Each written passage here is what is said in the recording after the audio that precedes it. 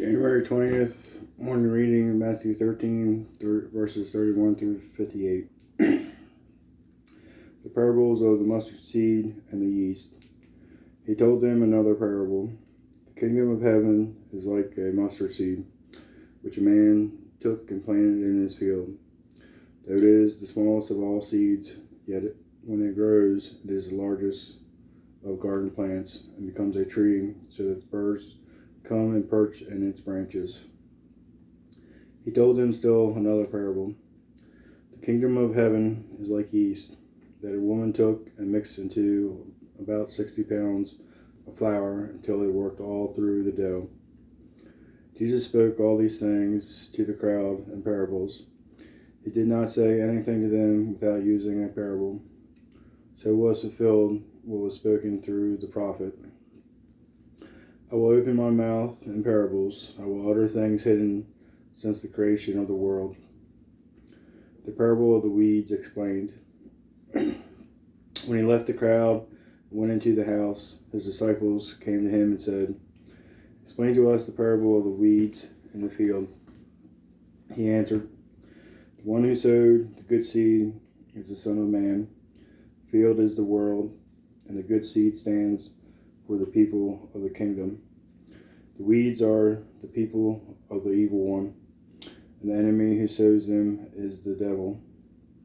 The harvest is the end of the age, and the harvesters are the angels.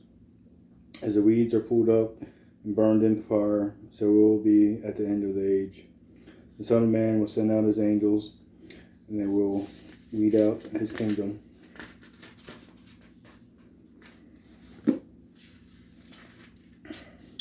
Everything that causes sin and all who do evil, they will throw them into the blazing furnace, where there will be weeping and gnashing of teeth. Then the righteous will shine like the sun in the kingdom of their Father. Whoever has ears, let them hear." The parables of the hidden treasure and the pearl. The kingdom of heaven is like hidden treasure in a field. When a man found it, he hid it again. And then his joy went and sold all he had and bought that field. Again, the kingdom of heaven is like a merchant looking for fine pearls. When he found one of great value, he went away and sold everything he had and bought it. The parable of the net. Once again, the kingdom of heaven is like a net that was let down into the lake, caught all kinds of fish.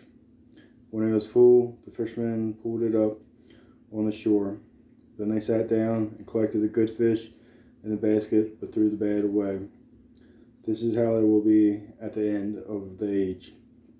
The angels will come and separate the wicked from the righteous, and throw them into the blazing furnace, where there will be weeping and gnashing of teeth. "You understood all these things?" Jesus asked. "Yes," they replied. He asked them, "Therefore, every teacher of the law who has become a disciple in the kingdom of heaven is like the owner of a house who brings out of his storeroom new treasures as well as old."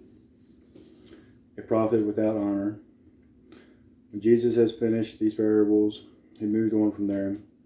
Going to his hometown, he began teaching the people in their synagogue, and they were amazed. "Where did this man get this wisdom and these miraculous powers?" they asked. "Isn't this the carpenter's son? Isn't his mother named Mary? And aren't his brothers James, Joseph, Simon, and Judas? Aren't all his sisters with us? Where then did this man get all these things?" And they took offense at him. But Jesus said to them, "A prophet is not without honor except in his own town and in his own home." And he did not do any miracles because of their lack of faith.